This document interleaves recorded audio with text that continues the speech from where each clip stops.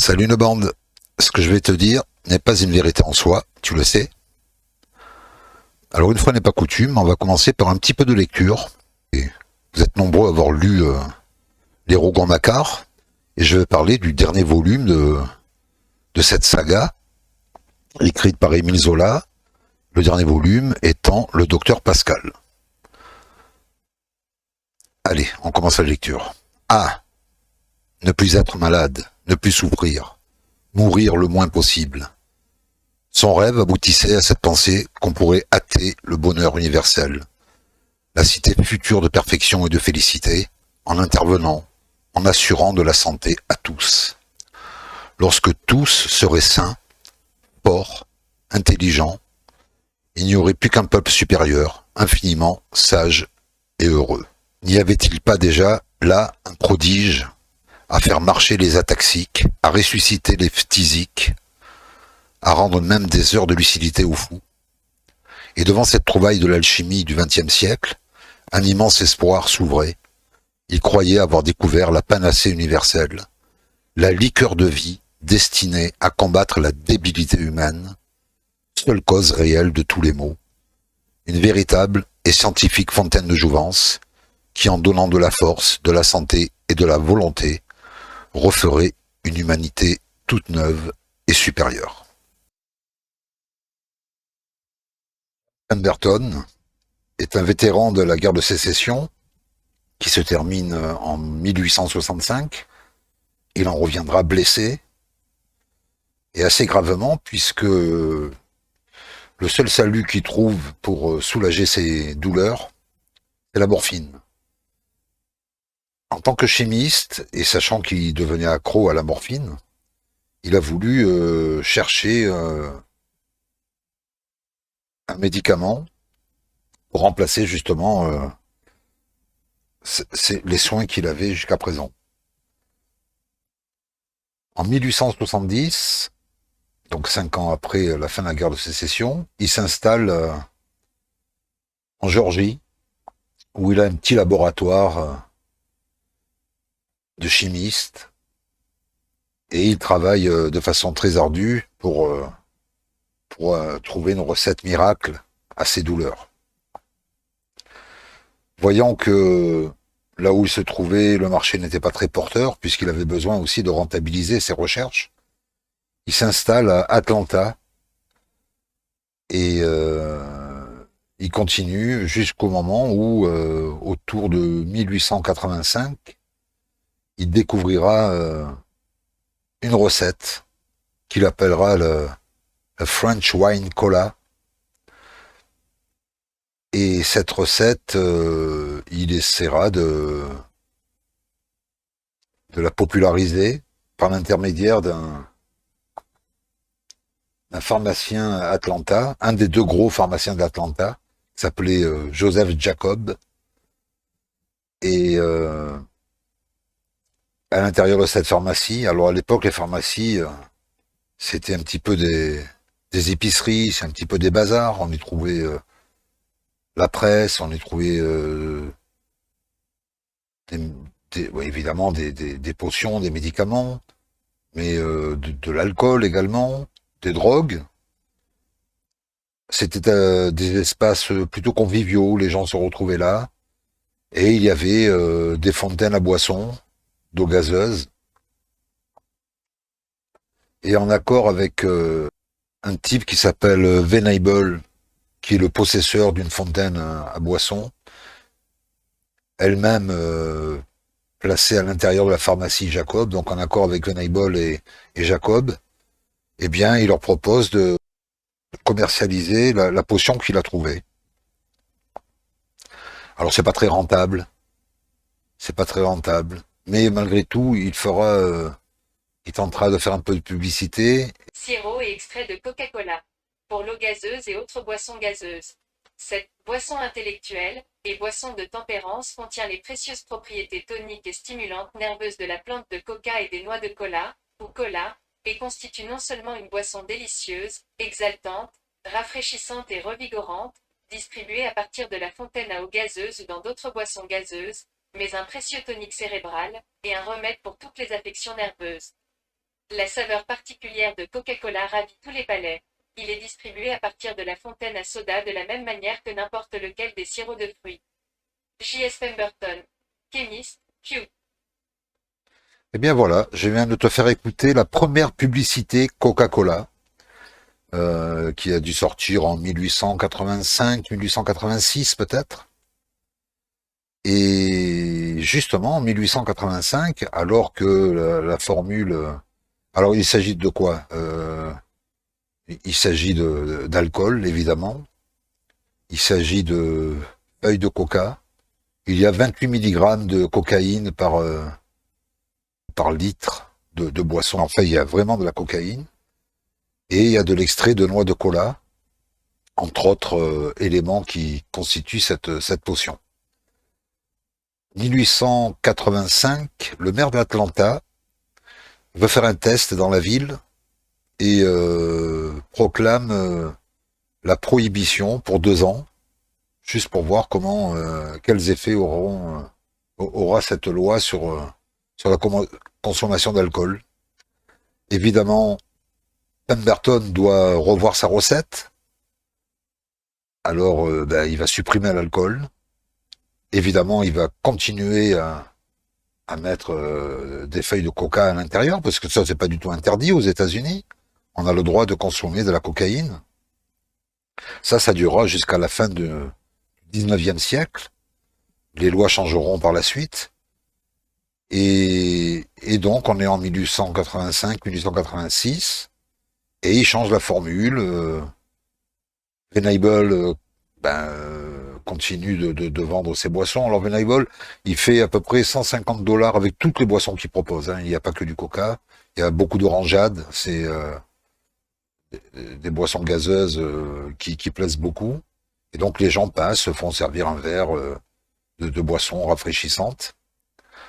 Mais on l'a vu, Pemberton propose ça comme sa recette comme un médicament. Ça soigne des affections nerveuses, ça soigne les maux de tête, ça soigne les affections, la nostalgie.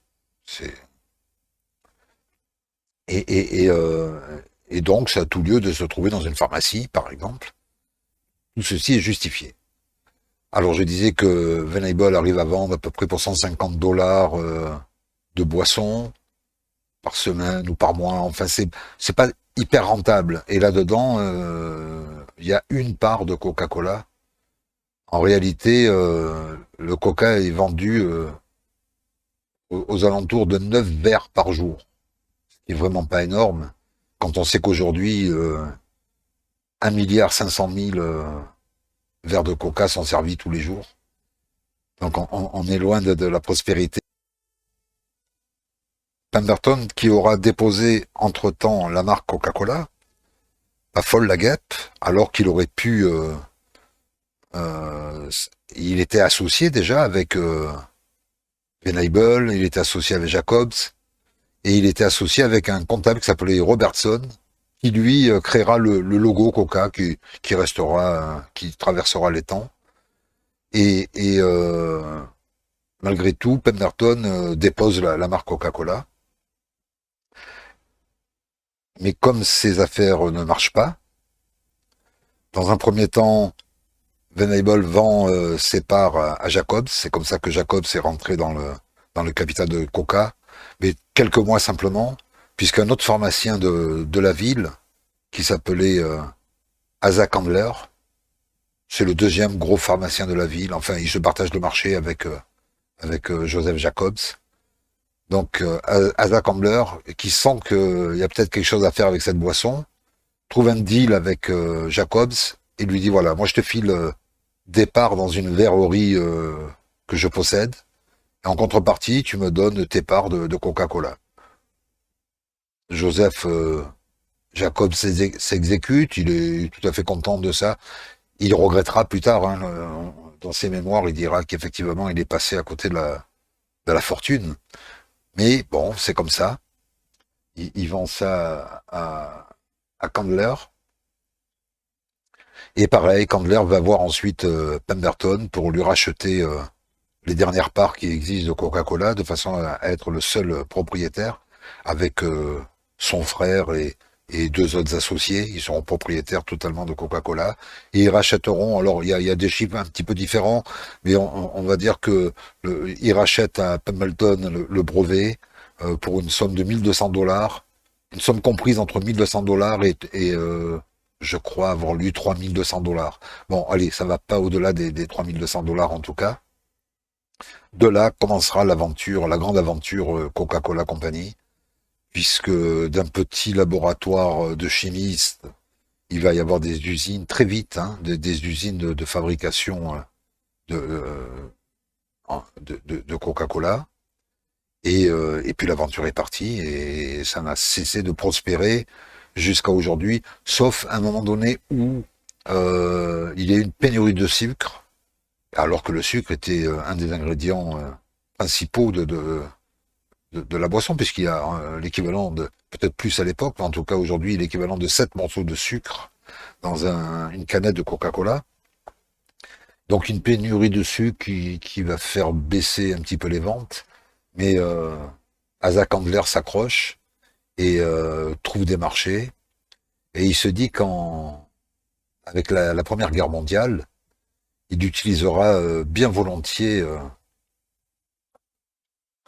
les soldats américains pour être des hommes sandwich de sa boisson. Il va s'en servir comme des marcheurs. Et il trouve un accord avec l'armée américaine. Et il fait livrer à chaque soldat américain qui se trouve sur le territoire de France, lors de la Première Guerre mondiale, hein, une bouteille de coca. Et la réputation commence à se faire en Europe de cette boisson. Il fera la même chose lors de la Deuxième Guerre mondiale. Évidemment, chaque GI aura sa bouteille de coca à la main et sera un faire-valoir de la marque. Bon, l'histoire n'est pas très glorieuse, hein, pour Coca-Cola, puisque ils vont dealer aussi avec le Troisième Reich.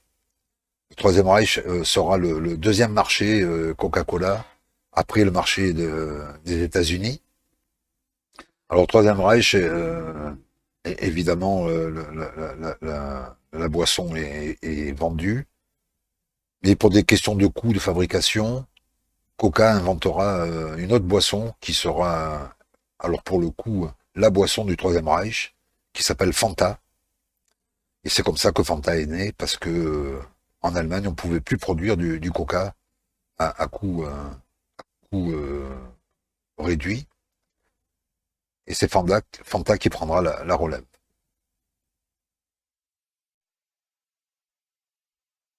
Toutefois, je ne serai pas vraiment complet si je ne remontais pas avant l'invention du French Wine Cola.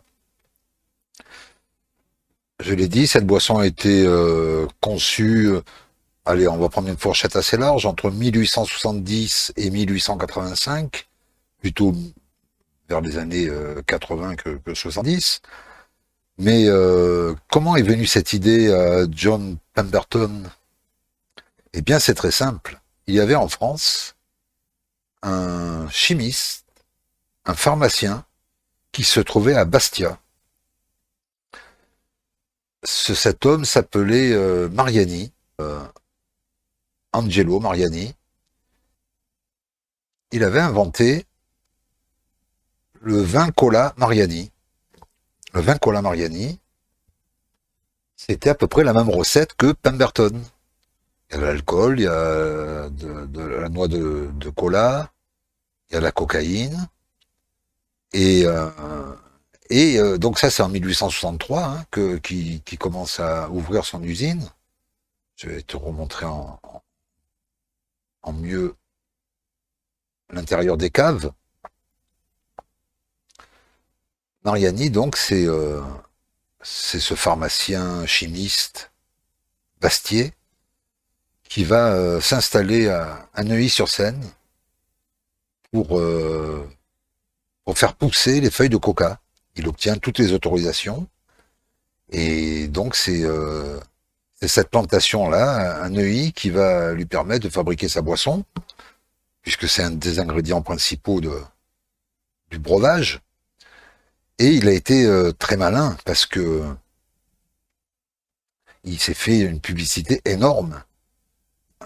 Il enverra ces bouteilles, qui sont très jolies, hein, je vais te les montrer. Donc il enverra ces bouteilles à plein de monde, à tous les notables, à des écrivains célèbres, à des acteurs célèbres, à des politiques célèbres. Il enverra ça, par exemple, à l'ambassadeur de Chine à Paris. Il enverra ça au prince de Monaco. Tous les rois et les reines du coin recevront leur petit colis. Et en retour, il a plein de petits mots de remerciements de la part de ces gens-là. Et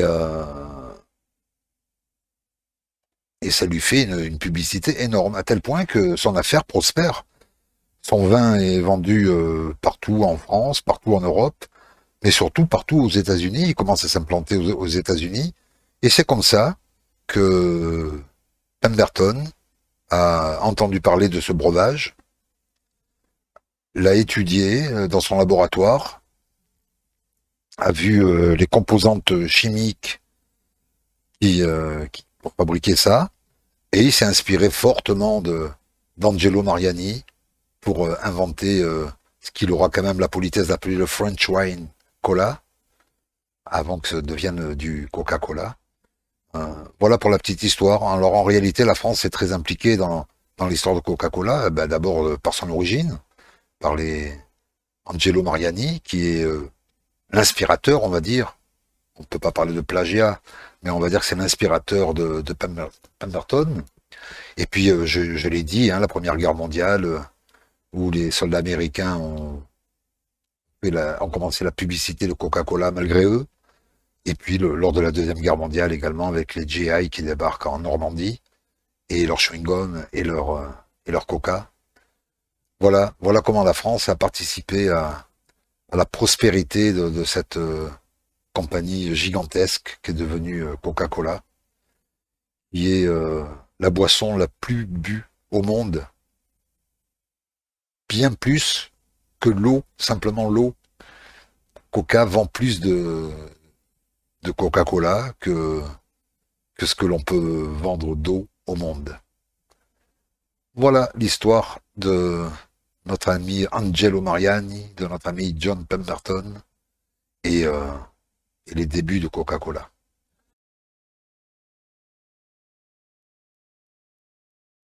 Mais au Kalahari, c'est toujours mardi ou jeudi, si vous voulez, ou même dimanche.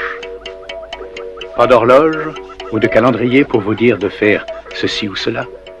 Depuis quelque temps, il y avait parfois d'étranges apparitions dans le ciel, des oiseaux bruyants qui volaient sans battre des ailes. Un jour, quelque chose tomba du ciel.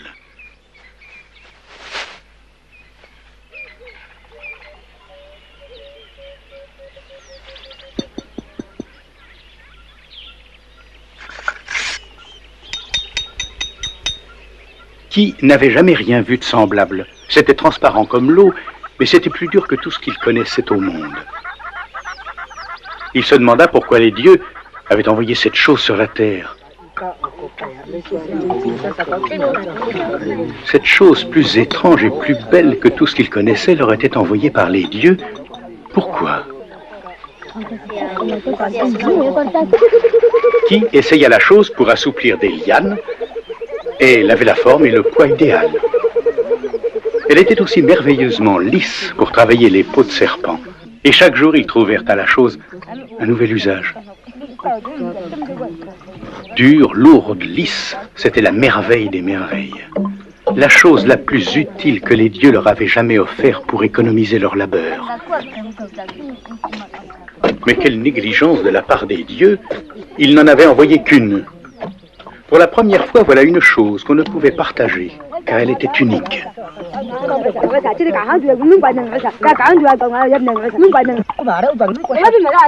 Et voilà que tout le monde en a besoin presque en permanence. La chose totalement ignorée devient une nécessité, suscitant des pulsions inconnues, un besoin de posséder, un refus de partager.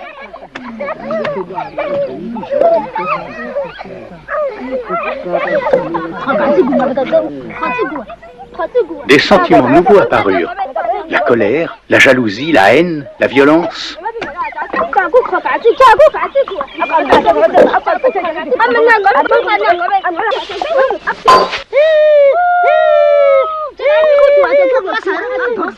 Qui était furieux contre les dieux. Il leur cria « Reprenez votre chose, on n'en veut pas. Regardez ce qu'elle a fait de nous. » Mais les dieux restèrent de marbre. Qui leur cria « Vous êtes fous ou quoi? Reprenez la chose !» Puis il cria « Attention, attention !» Mais c'était trop tard, la chose retomba sur la tête de sa fille Kani.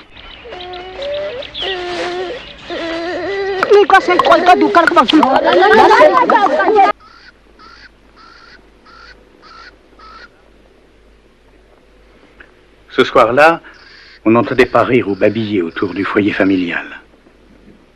Un étrange sentiment de honte s'était emparé du clan. Ils étaient silencieux. Qui déclara « J'ai enterré la chose, elle ne nous rendra plus malheureux ».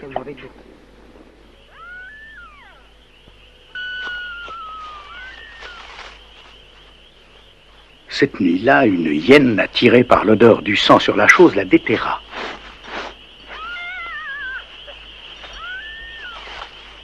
Mais un phacochère irascible ayant pris la hyène en chasse, celle-ci laissa tomber la chose. Le lendemain, Kani la retrouva.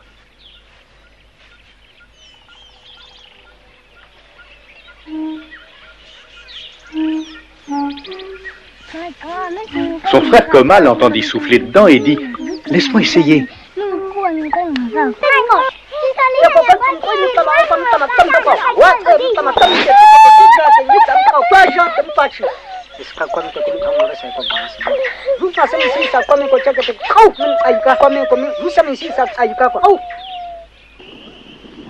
Cette nuit-là, la famille fut très malheureuse.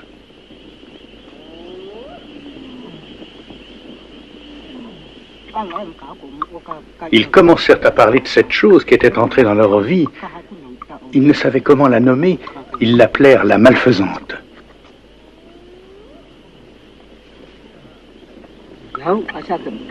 Kabo déclara peut-être que les dieux étaient distraits quand ils ont lancé la malfaisante sur la terre. Ils nous ont toujours envoyé les bonnes choses comme la pluie, les arbres, les racines et les fruits à manger, car nous sommes leurs enfants et ils nous aiment. Et voilà qu'ils nous envoient cette chose malfaisante. Qui déclara « Cette chose n'appartient pas à la terre. Demain je l'emporterai au bout de la terre et je l'achèterai d'or. »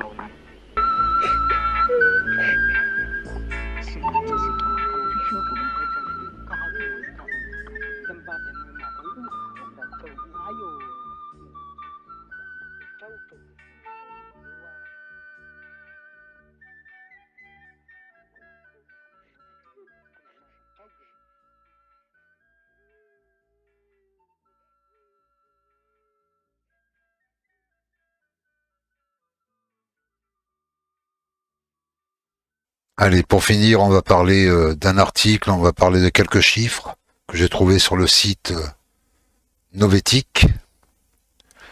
Coca produit plus de 100 milliards de bouteilles plastiques par an. En 2016, c'est les derniers chiffres qui ont été édités pour ce type de production. En 2016, le nombre de bouteilles en plastique vendues dans le monde s'élevait à 480 milliards. Plus de 100 milliards étaient les bouteilles de Coca. Le géant américain, présent dans 200 pays à travers le monde, ne cesse d'augmenter sa production et rechigne à s'approvisionner en matière recyclée.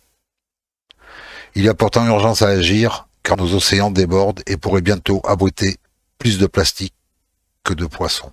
Juste une information, 3400 bouteilles de coca en plastique par seconde sont fabriquées et mises sur le marché. Par seconde, c'est énorme. Et voilà, on trouve des plages entières. Il y a une île, je sais plus le nom, qui fait 31 km². C'est l'île qui est elle est dans le Pacifique, il me semble. C'est l'île qui est la plus polluée. Les vagues ramènent des tonnes de plastique sur cette île. Voilà de quoi est coupable Coca. Coca ne souhaite pas immédiatement passer au plastique recyclé. Pourtant, une commission s'est réunie donc cette année-là où énormément de pays, je crois 175 pays, se sont mis d'accord pour aller vers le 100% plastique recyclé. Les grandes sociétés rechignent à ça. Il y a un lobby américain qui fait tout pour traîner. Mais malgré tout, c'est une très bonne chose puisque ces 175 pays ont décidé qu'il faudrait 2 ans pour mettre le 100% recyclé en place. Coca souhaite attendre 2050 pour y arriver. Donc il va y avoir encore des bras de fer, probablement des bras de fer juridiques.